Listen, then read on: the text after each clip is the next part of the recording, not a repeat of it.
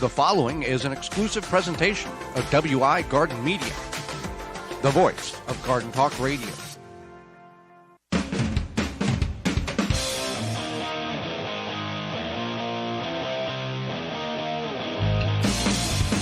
Coming up on the program today, we're going to talk about water features on your property as well as living walls. Our guest is author and podcaster Christie Purifoy, and we'll answer your garden questions. The hour is full, so join us. You are listening to the most informationally packed hour of garden-focused radio in the country and on the internet with your host, husband and wife team Joey and Holly Baird. This is the Gardening with Joey and Holly radio show. And welcome to the Gardening with Joey and Holly radio show. Thank you for taking time out of your day to join us on the program.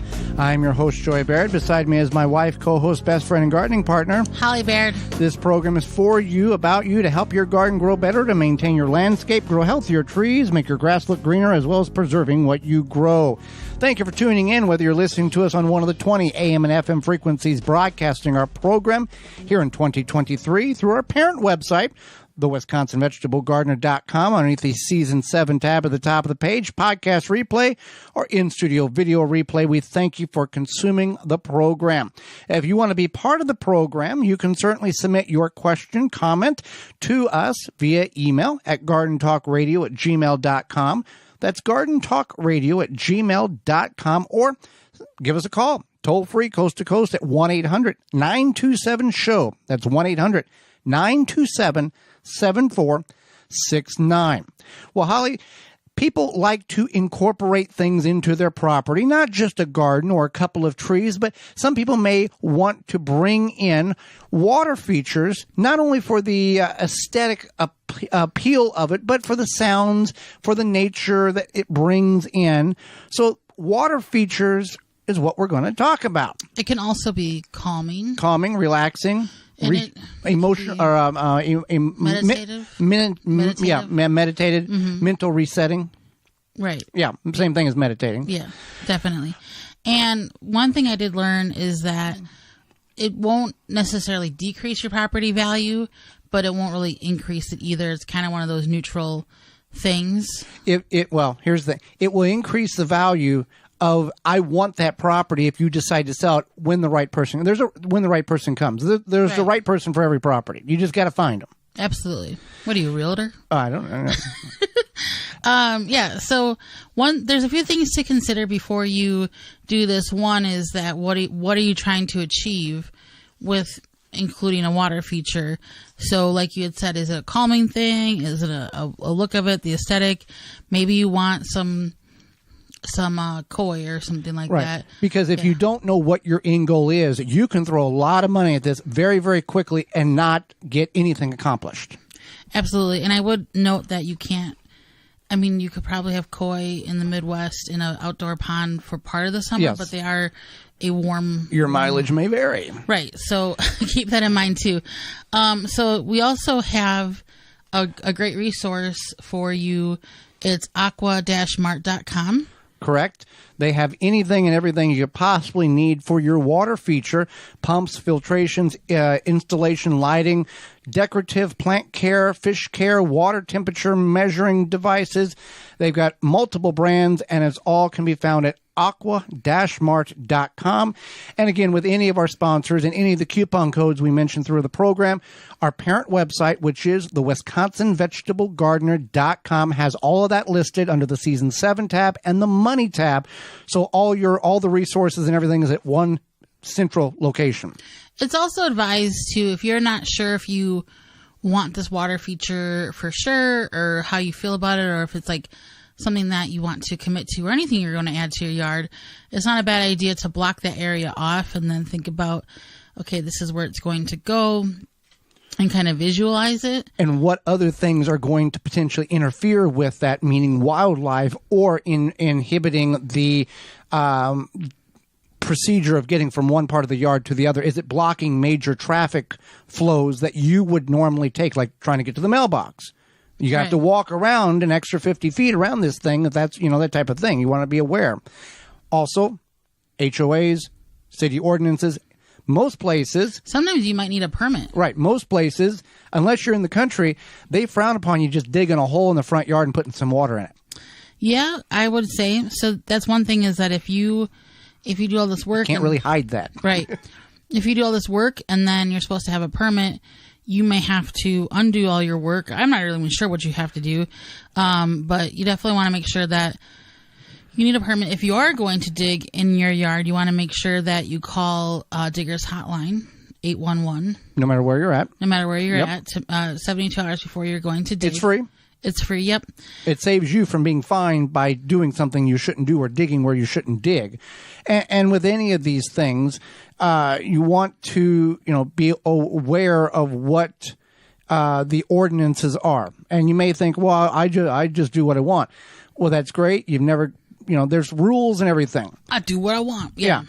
Because whether you're putting a koi pond in the front yard in downtown Kansas City, Missouri, or you're building an outhouse in the North Woods of Wisconsin, permits based on the county you live in and permission and all this stuff is required.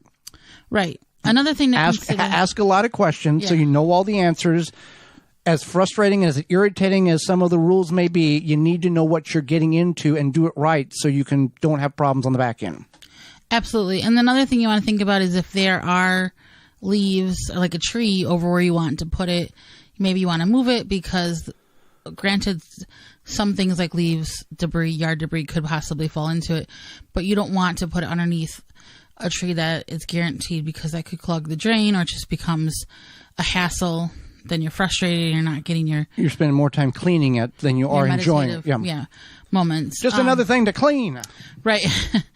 And then think about, too, if it's something that you want to enjoy on a nice day when you're inside the house and maybe you want to hear that water feature sound, you could think about maybe, where the correlation is to inside your home, but that's not something huge to consider. Your budget is definitely something that you would want to think about it. Are you going to DIY this? Are you going to hire somebody? Is it going to be custom? Is it going to be straight out of the box, etc.? There's a lot of things in which one can achieve and be very successful at by just doing some YouTube searches. However, YouTube searches and watching some videos does not give you 35 years of experience to know this is what I need to do when that happens. Absolutely. And yeah, you want to trust the experts and definitely get all the information, take that into consideration. Think about your goal. So maybe your goal is just to have a nice looking water feature, but maybe you have neighbors who have a lot of noise next to you. And if you get something that's kind of loud, then you'll drown out their sounds. Right. Also a fun, healthy, happy fact here, tip. If you are going to hire somebody, whether it's a multi-billion-dollar corporation or Bill's Pond Service down the road or a family member, the first thing, anything you should do is write up an agreement. Here's what I want, here's what I expect, and here's when I want it done, and here's the cost that we agree upon. So that somebody can't say, you didn't tell me this, you didn't tell. So by legal standards, and we're not lawyers and we don't pretend to play, but you want to cover your rear end when it comes to any of these things. If you hire anybody, most reputable companies will have a contract for you. But if you're hiring a little do-it-yourself person, which is fine, you need to have paperwork and signed paperwork saying that this is what we've agreed upon, so nobody can say you didn't tell me that. Yeah, I definitely want to make sure that you look out for yourself and all the facets of it. So maybe you, again, want a louder, water feature, a more quiet one. Then you need to look into that. And then your style. So maybe you have kind of a hodgepodge put together backyard and you just want something that's going to look okay and just make some noise and be meditative. Maybe you have a very specific style in your backyard and you want something to support that. It's all kind of based on what you're looking for. And if you incorporate lights into this, whether front yard or backyard, what is the requirements per the city you live in that they can be on so long and then they have to be turned off during certain hours?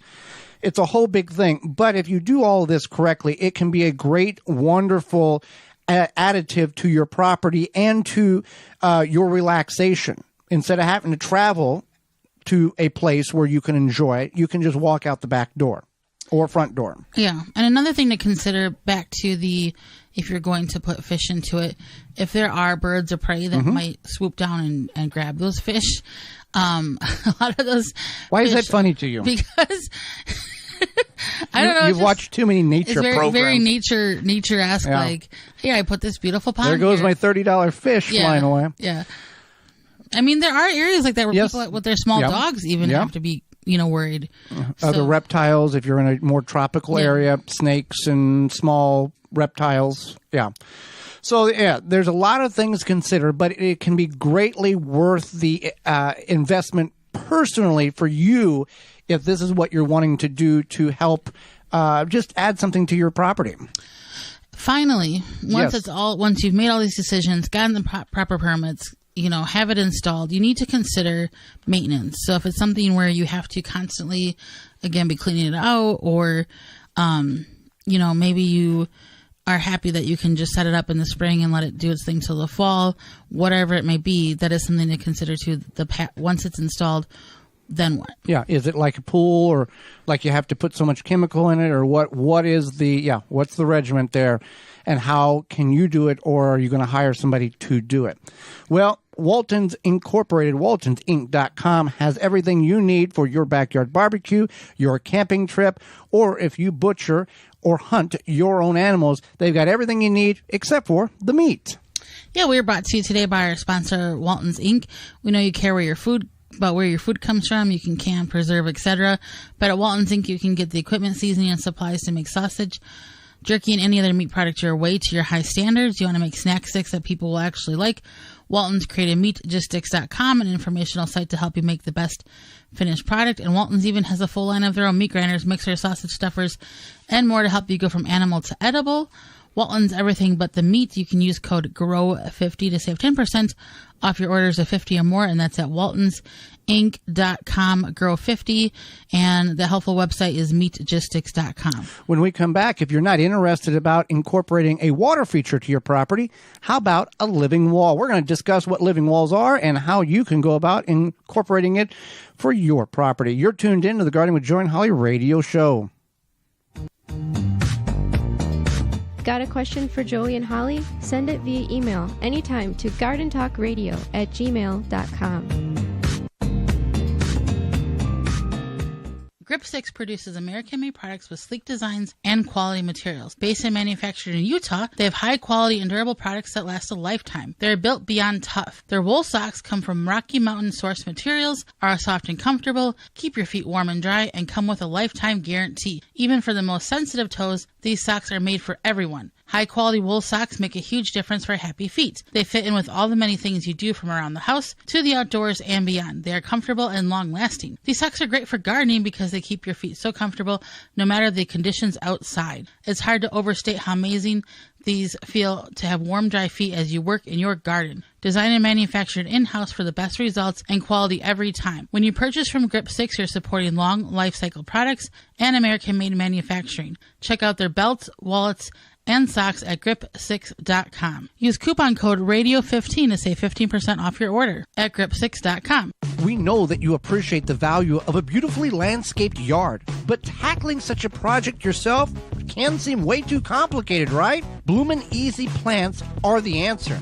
Their plants are low maintenance and offer exceptional beauty and color for your yard. Plus, they offer free seasonal care reminders with simple how-to videos tailored to the plants that you choose. With Bloomin' Easy on your side, creating the yard that you've always wanted becomes as easy as plant, water, and relax. Check them out at your local garden center or by visiting bloomineasyplants.com. Mantis tillers, the premium long-lasting gas-powered tillers, are the perfect solution for any garden. This Mantis machine is available with 2 or 4 cycle engines with a 19-inch or 16-inch tilling width. Your DIY companion in your garden and your lawn converts easily for edging, aerating, and more with optional attachments. Find details at mantis.com. Are you bugged by bugs?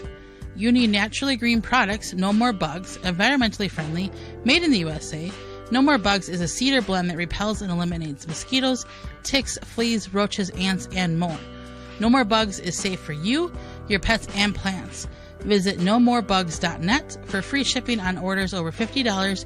Use code FREESHIP4ME. Make watering easy. DripWorks provides quality drip irrigation supplies and equipment to gardeners just like you for all your growing needs across the U.S. and Canada. Purchase online at dripworks.com. Jung Seed Company is a family-owned and operated gardening company since 1907 with the largest selection of seeds and plants online. Use coupon code 10TG23 to receive 10% off your order at jungseeds.com. Again, that coupon code is 10TG23. Worried about watering too much or too little? Tree Diaper technology is the best way to stabilize your soil moisture in your garden, trees, or houseplants. Use coupon code GARDEN15 to save 15% off at treediaper.com. The Gardening with Joy and Holly radio show is brought to you by the following: DripWorks, Rise Gardens, Grip 6, Bloomin' Easy, Fleet Farm, Waltons Incorporated, Blue Ribbon Organics, Tree Diaper.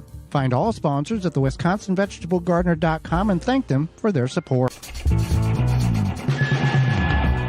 Welcome back to the Gardening with Joy and Holly radio show. Thank you for choosing us today to allow us to be part of your day. Living walls, Holly, but we're going to talk about that in a moment. But first, a message from our good friends at Farm Defense that has products to help you when you harvest and garden or farm. Yeah, farm and garden in the ultimate comfort. Farmers Defense has lightweight and durable sleeves made to protect you against the elements while farming. Farmer sleeves offer unparalleled protection of arms and skin for any farmer, gardener, or outdoor worker. Say goodbye to irritated skin and sunburns in the garden. Their sleeves offer cooling comfort and protection against the elements outdoors. An alternative to thick clothing, Farmers Defense is made of wicking material with UBF protection, factor 50 plus to protect you from allergens and scratches. To find all of their great products and more, you can visit farmersdefense.com. Joey wore his Farmers Defense hat in the garden, and he really likes it. Yeah, it keeps your head from baking in the sun and your shoulders as well. Living walls, and when you hear the term, it can mean many different condensation, different types of things. We're going to talk about both of them: a physical living wall or a barrier, and a living wall that you create and hang on a fence or a building. Right. So, yeah. So you can build indoor living walls or create indoor living walls where you put like quote unquote office plants. Mm-hmm. And that is something that I think maybe we should talk about that in the fall. But as far as living wall here, we're talking about an outdoor living plant where you're typically putting annual plants. And what you want to consider there, this is something that you may put on a fence outside in your home or outside of your home, or just literally like the side of your house, or maybe you build something to put it there as like a privacy type of thing too, with some posts and some growing cups or growing containers. So first thing you want to consider is where to put it. Where's the sun? Or maybe you specifically like certain shade plants and you don't have a shady spot to plant them in the ground or like a raised bed. You could do like a living wall. Okay. And when we can hang this on a fence, we can hang this. There's massive bags or sheets that have pockets in which you can plant in, and they will cascade down, whether it's a vine or a bush plant in your living wall. And there's even, you can just do annuals too. Well, true, yeah, you can do annuals, and you can have it have irrigation set up on it, and you can just plant it, walk away, and forget it. Very easy to do. There's a lot of guides online that show how to DIY it, and you can also, again, Joy had mentioned like there's, I think they're just kind of like like a cloth type thing. Maybe it's like a fabric. It's a fabric with pockets. But there's also ones that have the little grow cups. Correct. It is a framework where the cups lock in, and then the plants grow at an angle. So there's things to consider there, and how much space do you want? One that's going to, you might think, okay, 6x4, that'll definitely fit there. Go outside with your tape measure and make sure that it is the correct size, because you might think the fence you have might be longer or shorter or taller or whatever, and you don't know. So you want to make sure that there's that. And then also, can you get to that space? Is there... When maintenance is required, how easy is it going to? Shrubs in front of it, or who knows? And if you have a shared fence, yes, make sure that your neighbor knows that you're going to put something there. Right. Is there any specific type of plants that would be good for this, or is it really the imagination? So you would want to typically, in most places, in the grow zones that we reach here, you want to do annuals for the most part because those are going to do better. So you would figure out, okay, this is a sunny spot. I get full sun all day long, morning to afternoon, and you can go find full sun plants. You can also do shade plants. You can, if you know that it's going to have that shadiness, like maybe just only 6 hours a day of sun. Or if it's like really, really shaded, then you can find different non-flowering plants as well. And this can be edible or non-edible. For example, if you have a living wall that faces south and you keep the water to it, the nutrients, you can grow herbs. You could grow cherry, Tiny Tim tomatoes. You could grow cucumbers on the lower half. You could do a lot of variations and turn that living wall into a living edible wall, kale, Swiss chard, that type of thing. But you want to be aware of the amount of soil in the pockets or the pots. Some plants are okay with that smaller amount. Other plants do really want a lot of soil to live in. Absolutely. And yeah, you want to consider, aside from flowering plants, what else you could grow. And another option is something, even if you are in a drier climate or a more arid climate, you can do a little like cactuses or succulents or whatever. That's another option for you. It's not going to necessarily fill out as much and look like a wall of plants, but it is an option. And we talk about that type of living wall, but we can also talk about what a living wall, such as a barrier or perimeter around your property. There's many different things in which you can add to that, whether that be spruce trees or arborvitaes or shrubs or some type of other green plant matter that can create that barrier. You don't have to have that white picket fence. You can create this shrubbery or hedge around to add more of a natural appeal to your residence. Absolutely. And there's a lot of different types of shorter shrubs that are fast growing that you can get to even make not so much of a wall, but like a shorter perimeter fencing around, a natural fencing around your yard. I know, growing up, we had this bush. I don't even know what kind of bush it was. And we lived on a corner spot. And it definitely prevented a lot of people from just like running through our yard. Taking the shortcut. Yeah, taking the shortcut. And the neighbors across the street had a bush like that too. Theirs had prickers on it. Okay. Yeah, so... You only make that mistake once. Right. But if you're going to do the in-the-ground living wall as a perimeter, a barrier, as a fence, it's going to be an investment because you're going to, pick a number, 8, 9, 10 plants in order to space them correctly so in the coming years they grow into one another and create that that completely barricade or fence like area. As they're young, like arborvitaes, for example, you're going to have gaps between them, but you're going to have to give a little time for them to close in. Another thing to keep in mind with that being said is that if you have a bunch of them, if one of those dies, which does happen, yes, then you are going to have this gap here until you replace it, and that replacement catches up with the other one. The sad part about it is if you have 4 spruce trees, or let's say 6 spruce trees, and the third one dies and you replace it, that third one's always going to be that little dip there because it's never going to catch up with the rest of them. You're always going to have an oddball out there. And unless you spend the extra money in order to find one that is very close to the height that the other ones that have been sitting there for 3 or 4 years are, in order to get that height equalization of the bush or tree, it's going to be a problem. But yeah, there is going to be plants that won't make it. And if you are really somebody who wants to do this, I'm going to plant ahead thing. If you need 8 by 10, plant 2 in the back. So in case one dies, you can just move that baby right up there and it's the same height as everyone else. That's a smart idea, and just accepting the fact that like nature does whatever nature's going to do, and maybe you put this arborvitae wall up, and then you have a backup plan for another fence. Yeah. What have you. And I'm just using arborvitae as an example. There's dozens of different types of shrubbery and trees and flowering plants or grasses in which you can line your perimeter with. And like for grasses, you'll have to cut them back.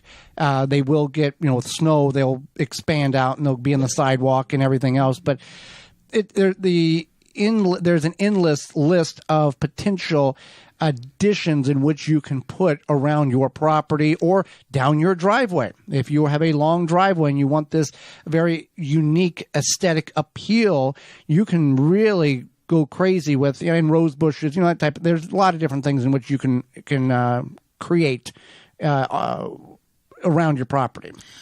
Yeah, and another one is lilac bushes. Those are becoming. I feel like they kind of lost their appeal, and now more people are wanting them again. And they can get extremely big. Arborvitaes can as well. Arborvitaes can get like 20 or 30 foot tall and get very wide. The important thing here is that they have that thick bush. Yeah, it's a very thick wood. Yeah, exactly. And that's when somebody's trying to build a wall, quote unquote. That's what they want. They want something that. And this will bring a lot of birds and wildlife in too. Absolutely. And it can be a nice enhancement, and also it's something that you can kind of play around with too. If you do your research and check out, different resources, you can even get creative and maybe have like something that's a variation or something maybe in your front yard versus your backyard.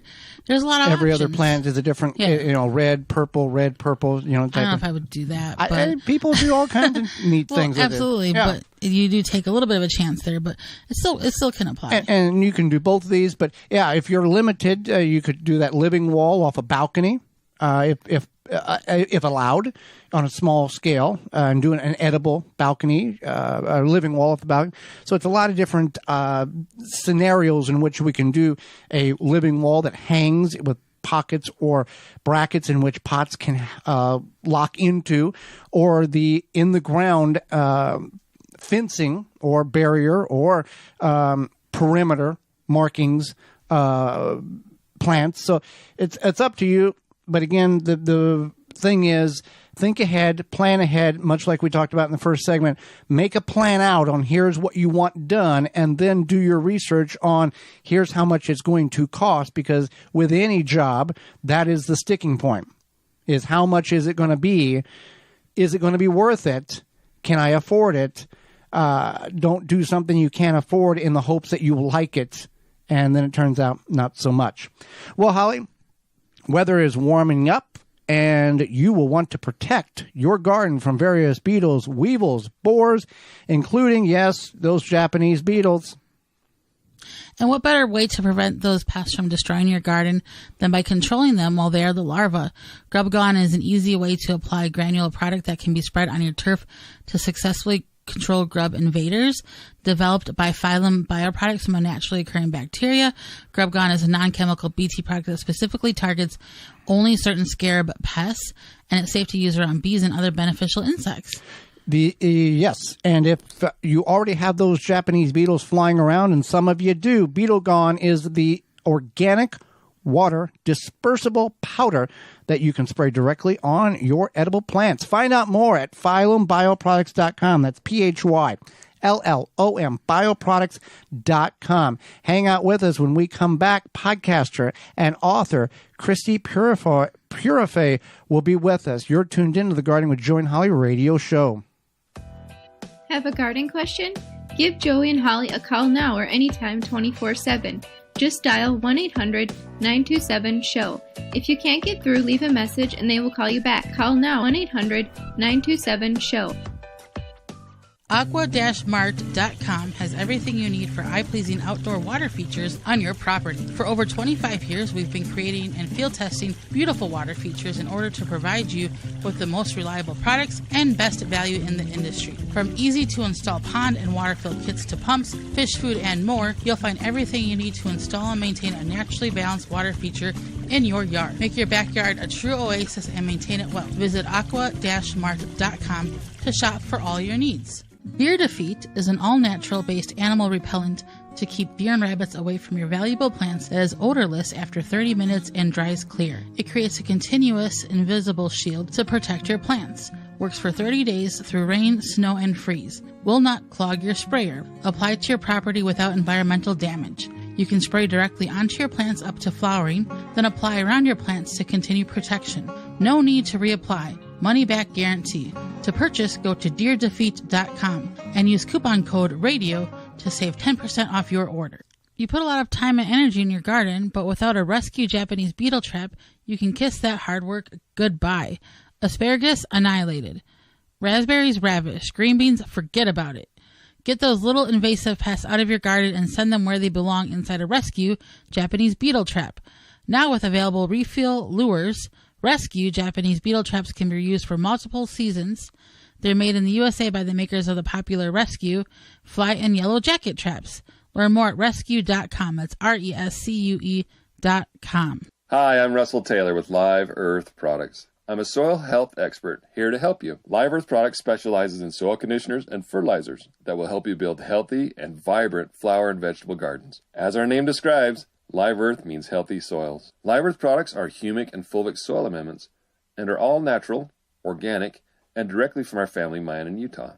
Live Earth products are easy to apply, and the results will blossom right before your eyes. Live Earth products can be applied throughout the growing season. So pick up Live Earth Humate Soil Conditioner and Liquid 6 Humic Acid at your local garden center or on Amazon. Also available through our website, liveearth.com. That's LIVEARTH.com. Live Earth, here to bring vitality to life in your garden. Fleet Farm's Garden Center is now open. Stop in to check out their selection of nursery quality plants available at low prices. All of their plants are grown in the Midwest, and their vegetables are insecticide free. Choose from annuals, perennials, shrubs, trees, and more. Plus, take care of your lawn with grass seed fertilizers, lawnmowers, and string trimmers. Get everything you need to keep your yard looking great at Fleet Farm, your lawn and garden headquarters.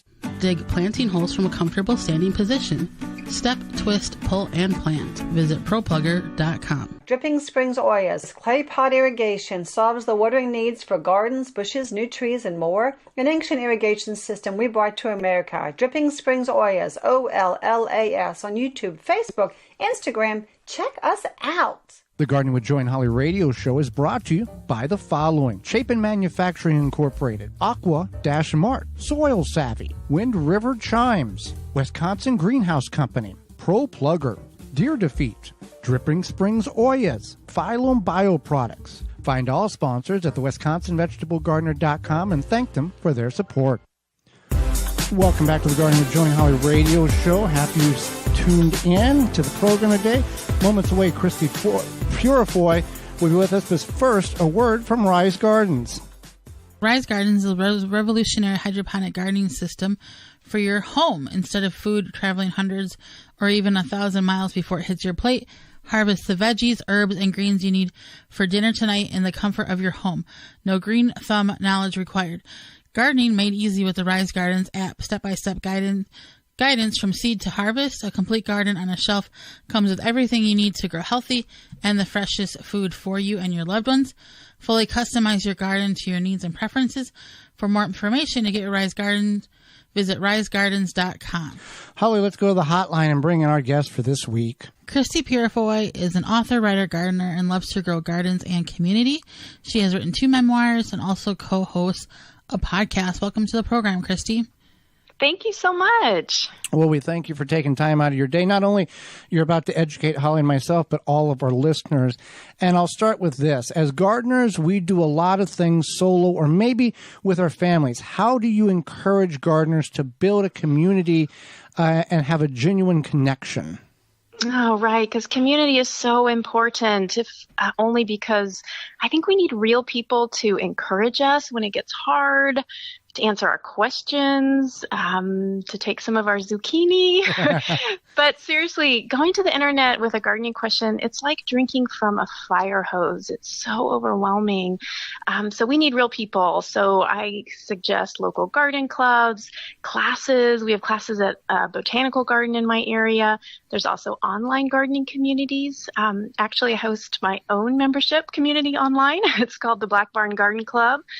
And lastly, I think my favorite way to grow community, host a garden party. It doesn't have to be fancy, but just those two words, garden and party. Don't they sound magical? Drink responsibly. That's right. Fantastic. So you do co-host a podcast called Out of the Ordinary. Can you tell us more about it? Yeah, I really think that we gardeners, we know that ordinary life is extraordinary. So for going on almost 5 years now, my co-host Lisa Jo, who's a longtime friend, she's also a writer and an author, she and I have been trading stories about ordinary life in order to help our listeners grow, and that's the key word, a daily life that matters. So it's not a gardening podcast, but I can't help but talk about my garden all the time because it has taught me so much and just enriched my life in so many ways. So ordinary life, it's good soil for building really extraordinary lives. So it's kind of like a positive motivation podcast type of thing? Exactly. Okay. All rooted in conversation between two really old friends who can talk about anything. It sounds very peaceful and just encouraging, so that's awesome. That's our hope. Yeah, we really want to help our listeners not seize the day, but see the day. When we have the right perspective, when we see the goodness that is already present, it really does change everything. Amazing. So you have written 2 memoirs. Tell us about each of them and maybe something that would intrigue our listeners to either read one of them or both of them. Yeah, so that's right. In addition to my 2 most recent garden book releases, I did write 2 memoirs. In the first, it's called Roots and Sky. I explored my love for home, for garden, for a rooted life. It tells stories from the first 4 seasons in our old farmhouse here in Pennsylvania. And then my second memoir is called Placemaker, and it's a memoir organized around the special trees that grew in each place that I have ever called home. And it's a book about putting down roots, even if you'll be moving on again. Well, there is a proverb of some sort that says, blessed is the man who plants a tree but never watches it grow, or something like that, isn't there? Yes, that's so important. Yes, I love that. So while you have these memoirs, you said you did have 2 other books as well, gardening books. Mm-hmm. Yeah. You want to touch on those? Yeah, so I have 2. One just came out actually this spring, one a year ago. The first is Garden Maker, and it is all about the magic of the garden. It is a full color book, my essays, photographs from my own flower garden, and it's really about the wonder and the magic of growing flowers. And then the most recent one is called A Home in Bloom, and this book is all about bringing the goodness of the garden into our homes, all 4 seasons of the year, in order to really bring them to life. So, sounds wonderful. So many people find peace in the garden, as do you. I know myself, I do as well. What are some ways that you continue to renew that peaceful feeling season after season, year after year? Yeah, that's a good question, because I do think that peace is something that needs regular renewal. I think even gardeners need a fallow season like our soil. And so I feel really blessed to garden in a place with a real winter. It makes it clear when my rest period is. By the end of a growing season, like many gardeners, I feel worn out. I am not even sure I can keep doing it. But then over winter, I feed my love for gardening by reading gardening books, poring over, my seed and plant catalogs. I also watch a lot of Gardener's World on the BBC with Monty Don. And I think in these ways, I sort of remember what it is to dream again and to be hungry for my garden, for the food I grow, the flowers. And usually that means by spring, I know again how much I need it, so that even if it gets hard in summer, it gets hot, the weeds get out of control, I know how much I need it. I know that I won't always have it. And so I can persevere. And when I persevere, that peace is there at the end of a hard day's work. And I'm so grateful. Now, you brought up Monty Don over in the UK on the BBC.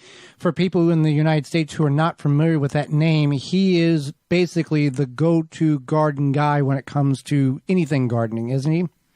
He is, and he's been such an encouragement to me because he does have that really peaceful presence in his garden. So yeah, I watch old episodes, wherever I can find them on the internet since I'm not in the UK.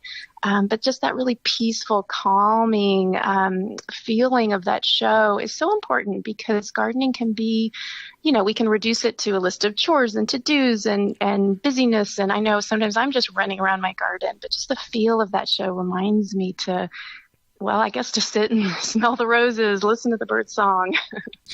I always think about that verse, for everything there's a season and a time for every matter under heaven. And I think about how, especially as I get quote unquote older, how I appreciate the feeling of the turning of the seasons and the renewal or whatever it may be for that season, or the slowdown of the late fall and the winter. And really just appreciating that I have the opportunity to feel those 4 distinct seasons, even though sometimes like spring kind of blends into summer, etc. But I get where you're coming from when you're looking forward to the slowing down. Oh yeah. I gardeners, we tend to stay home. We can't always travel because our gardens need us, but just staying in one place and observing the movement of the seasons, it's like the world is traveling around me, even if I am staying in one place. So I think that's another reason, just the change and the constant shifting. There's always something new.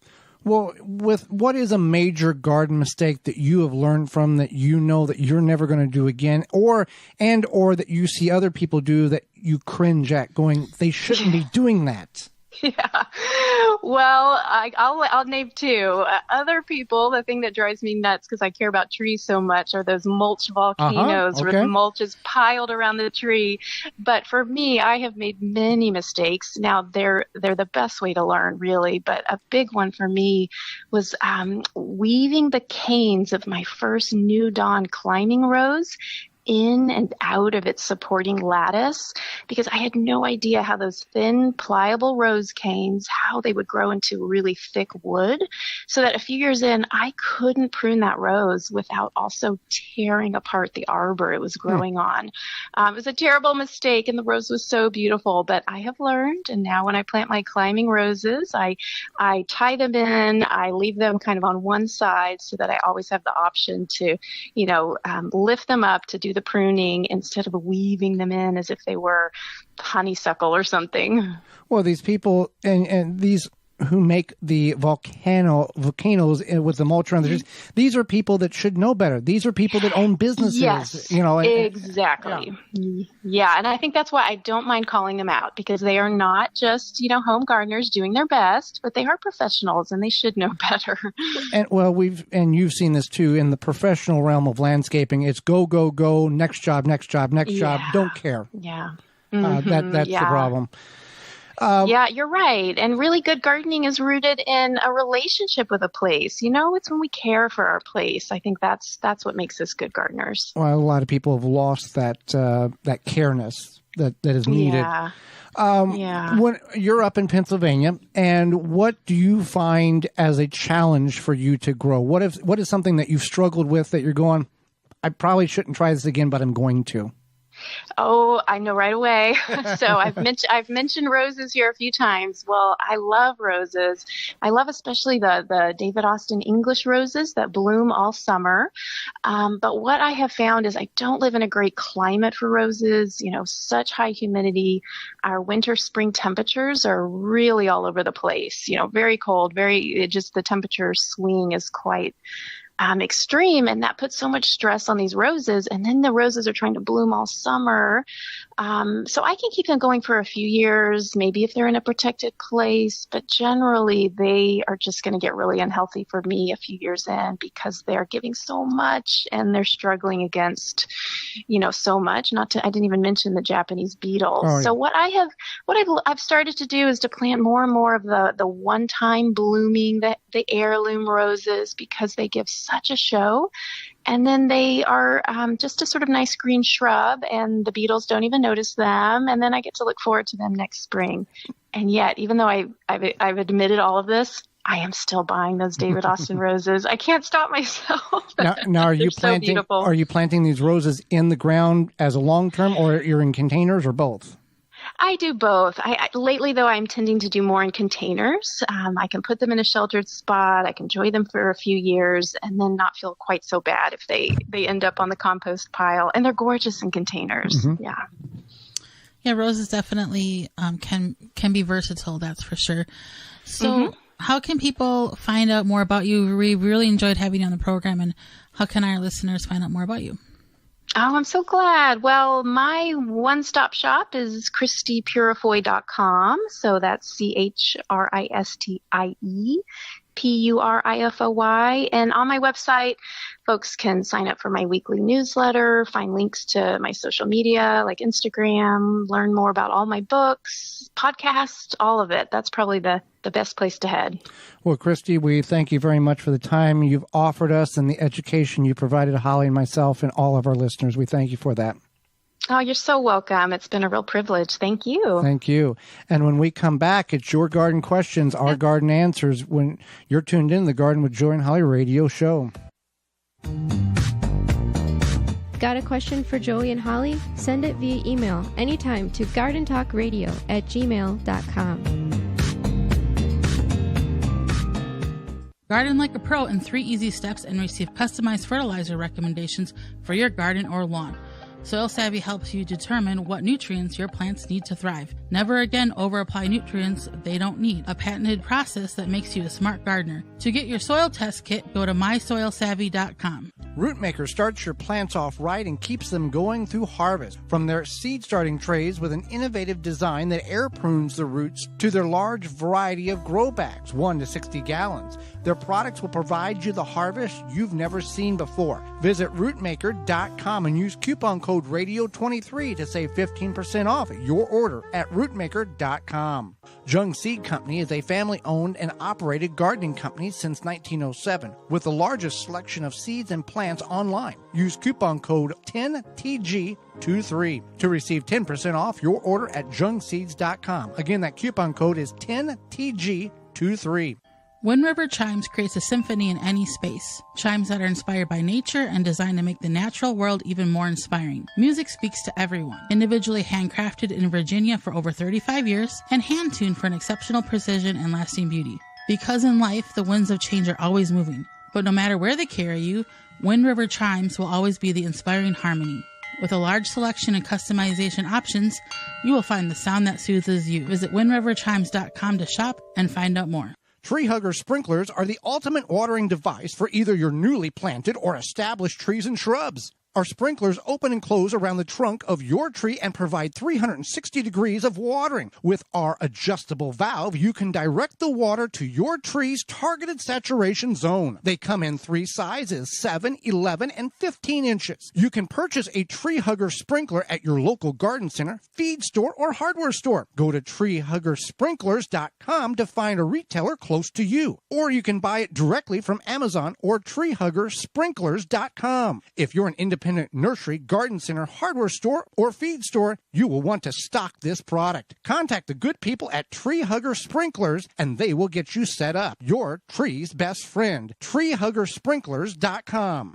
For planting your garden and keeping it growing all season long, whether your garden is big or small, Chapin has sprayers and spreaders for fertilizing, weed, and pest control, watering, and seeding. You can find Chapin products at your local hardware store, big box retailer.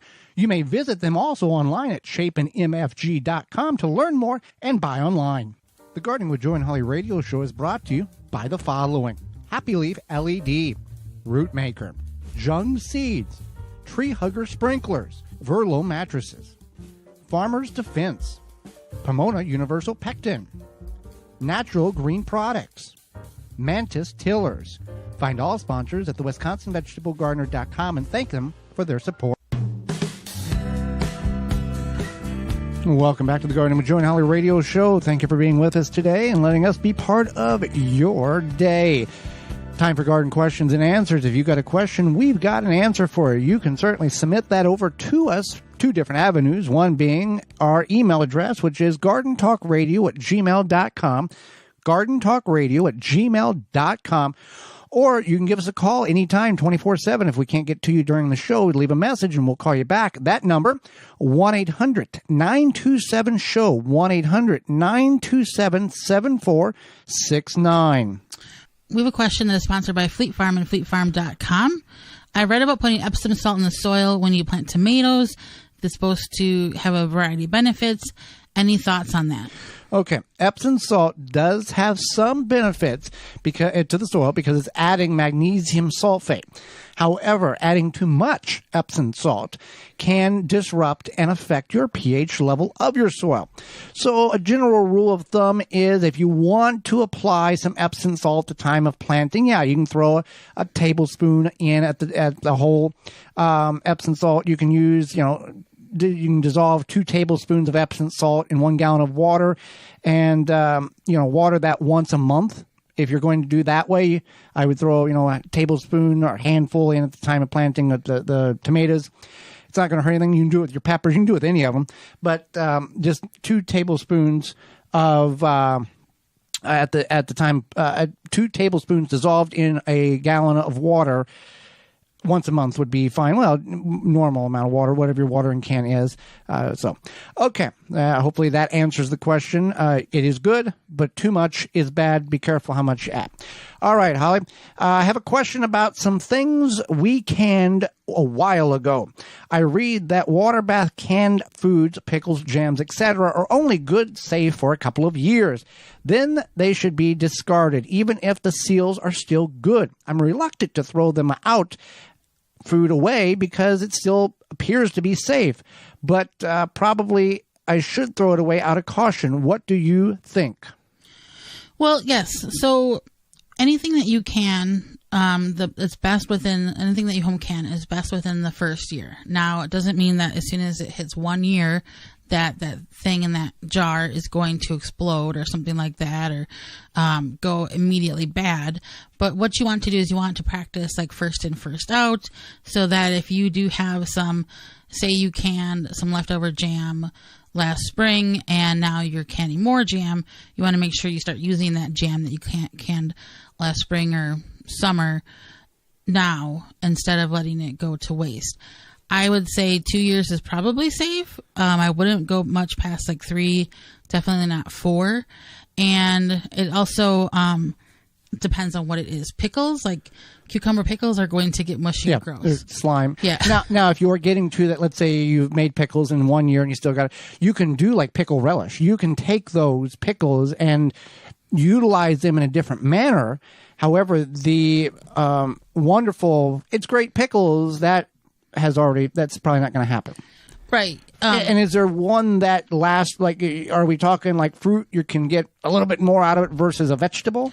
I would say or a pressure canned item? I would say that tomatoes are probably going to be your longest lasting one, just because they're typically so acidic as is. Well, when you say longest lasting, you're talking like 2 years Freshness, max? Yeah. Even like 3 years max. I know in our pantry there, and we just never got around to it, there's some jam that is like 11 years old. Probably boozy. Yeah. We've got pear juice that's 10 years old. It absolutely is boozy. Yeah. So that's another thing, is that you can, if it's like been a year and a half and you don't feel comfortable about it or you're not sure, you can sniff it. I would say that if you want to make sure that you are on the safest side, just make sure you're rotating it through. You are making what you know you're going to eat and consume, or if it's getting close to the year, maybe give it to somebody. Yeah. We can't make that decision for you. That is your responsibility. Is it safe to use treated lumber to make raised beds? It absolutely is. You can do that to make raised beds. There's no issue there. It has now been treated with a copper treatment, not an arsenic treatment like it was back 20, 30 years ago. And that's why when the question comes up, can I use railroad ties as a perimeter for my raised bed? Perennial flowers, yes. Vegetables, no, because that arsenic can leach into the soil. Now, the copper, which is in the treated lumber, can leach into the soil. However, copper is an element on the periodic table that is required for human life to operate in all life. So a little bit is not going to be detrimental. If you are concerned about other chemicals that are used in the pressure-treated process, then that is for you to figure out what is best for your garden. But for Holly and I, all of our raised beds are pressure-treated lumber that is commercially available, that's been treated with a copper additive instead of an arsenic. So let's see. We also have a statement. I got a red onion from the supermarket and put it in a pot indoors. And then after a while, it started to come up with flowers with seeds. Now I will dry the seeds and I can start the production of red onions. So basically, red onions are biannual. They are going to grow the first year and then they will seed the second year. And then, yes, you can grow those seeds and that will become an onion. However, if you don't know, if you grew the onion last year and it's doing that, that's fine. But if, like this person, he got it or she got it from the supermarket, that onion could have traveled from Florida or California or New Mexico or Texas or wherever. And if you do not know the origins of that onion, meaning the geographical area in which it was grown, because the United States is divided into 3 geographical areas: long day, northern portions; midday, central portions; and short day, southern portions of the United States. All onions development is determined by the sun duration on the plant. So in the northern hemisphere, we get much more length of sun, and that is why we grow long day. Neutral day in the central portion, like Washington, D.C. to St. Louis to San Francisco, kind of north and south of that line. And then the south takes a lot shorter time frame in order for them to grow.